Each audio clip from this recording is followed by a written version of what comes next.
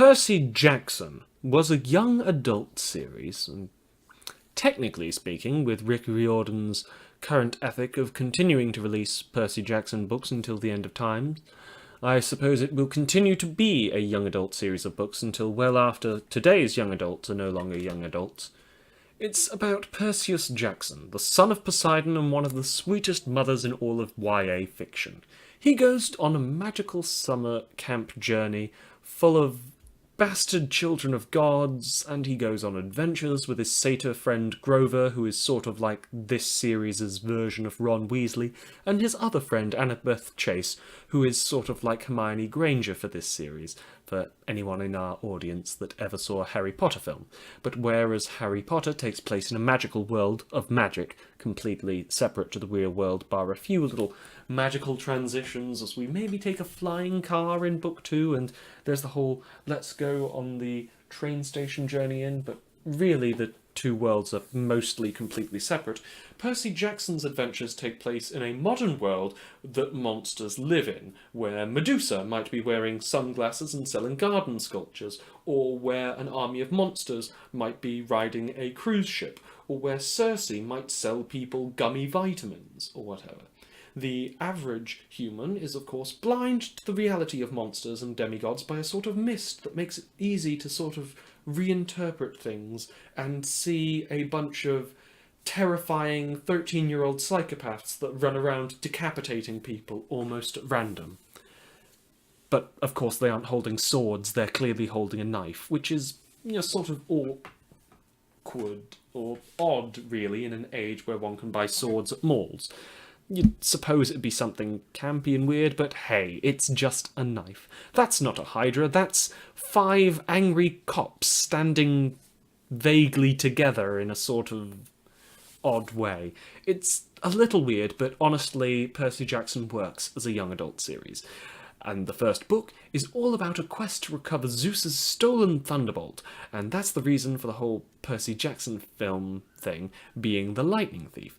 Of course, whereas the film kind of wraps it all up, and the Percy Jackson film even, goes out of it, ends up stating, the end moral of the series that's covered in the 5th book within the first film. And that's a little bit odd. They get the bad guy as well.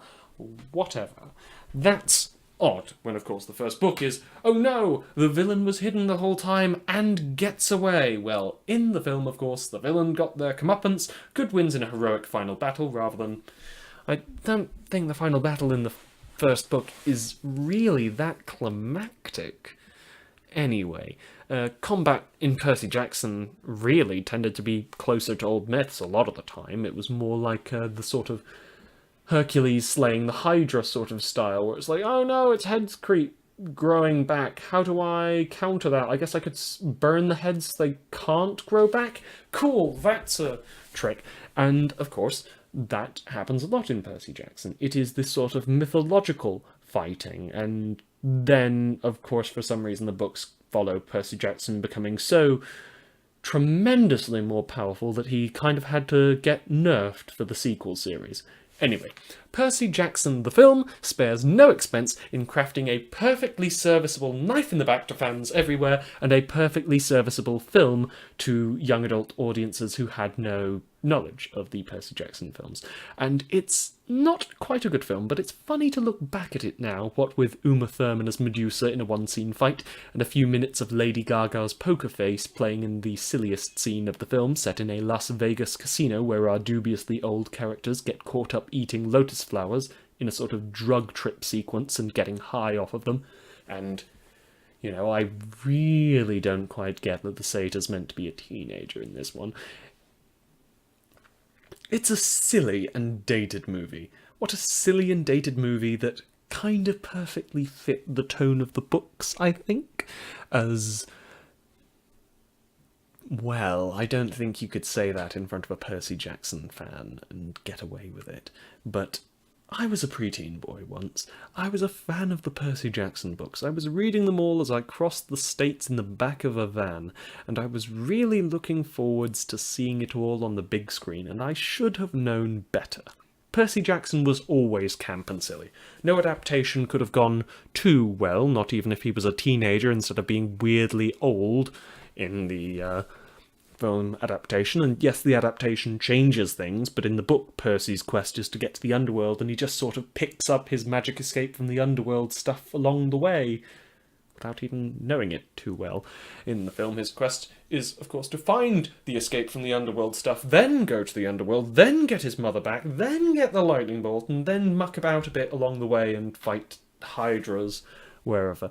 Really, the whole quest is a mistake. Nobody knows where the lightning bolt is. Everyone swears it's Percy's fault. The gods are fighting for no real reason, or very traditional for the Greek gods. I could moan on and on about the acting, or the pacing, or the soundtrack, but I feel like Percy Jackson was exactly what a Percy Jackson film adaptation would have looked like. Like, the changes are all things that would be understandably changed. Is there something weird about cutting out a fight with Echidna atop, like... Well, I had to go off and look up, actually, the St. Louis Arch's name, but there was a cool fight in the books where atop the St. Louis Arch, Percy Jackson fights Echidna and her dog, and he realises something's off because she keeps calling the dog Sonny because it's actually her son. It's kiddie stuff. How could you do a one-to-one adaptation of something like that? How could you do an one-to-one adaptation of some of the longer and slower scenes in the book? And it's alright for a young adult book to have this weird capture the flaggy scene, but when you put that on a film, it looks kind of awkward, especially when it's almost like... Well, I mean, they're of the age in the film where it's sort of like you'd be forgiven for thinking it was something out of the Hunger Games or Divergent in today's young adult fiction sort of scene. I don't think any young adult book is ever going to be the story we want to see on the big screen, or the one we wanted to see as an adaptation. Hunger Games had to chuck away Katniss's internal narrative and replace it with commentators for any of the bits where she explained some detail of the world through her inner monologue. Like, they'll just have to say, "Oh, hey, it's that thing," instead of the book, where she's like, "Oh my god, it's this thing," and then exposits on it. But Percy Jackson, the film, lost most of the entire framing device of a teen with ADHD's stories about his adventures and the way he's writing them out and explaining them and how unique that was. And I don't think you could have had that on film, but that was a huge part of the charm of the series that is almost unadaptable. And yeah. Anyway, I wasn't a huge fan of the Percy Jackson film. There's not much to show up for besides a sassy Persephone who is totally done with Hades, Lady Gaga being on the soundtrack. Like, that poker face scene has stuck with me, and I think that's honestly the most memorable scene of the entire movie. It's like, okay, cool, we're in a casino. Like, this is the next part of our quest. What should we do now? Let's eat some flowers that we got told were complimentary, and then we'll dance to Lady Gaga's Poker Face for, like, the entire length of that song.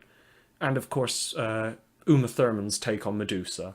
I'm a bit of a fan of Gorgons, and the Medusa scene is perfectly serviceable as Medusa scenes go.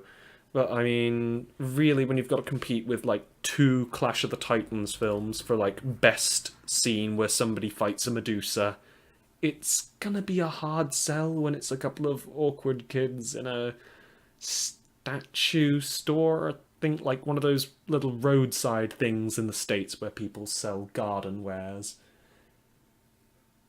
This is, of course, the starting point for a marathon of bad Greek myth films, because I will be looking at Clash of the Titans, Wrath of the Titans, and Immortals coming up, because for some reason, in the same year as Percy Jackson fighting the Gorgon, we got to see Perseus fighting the Gorgon. I mean, at least Percy Jackson in the books acknowledged she had sisters. Clash of the Titans is like, yeah, Medusa lives alone now. Guess her sisters might have been out for something? But yeah. Thank you for listening, listeners.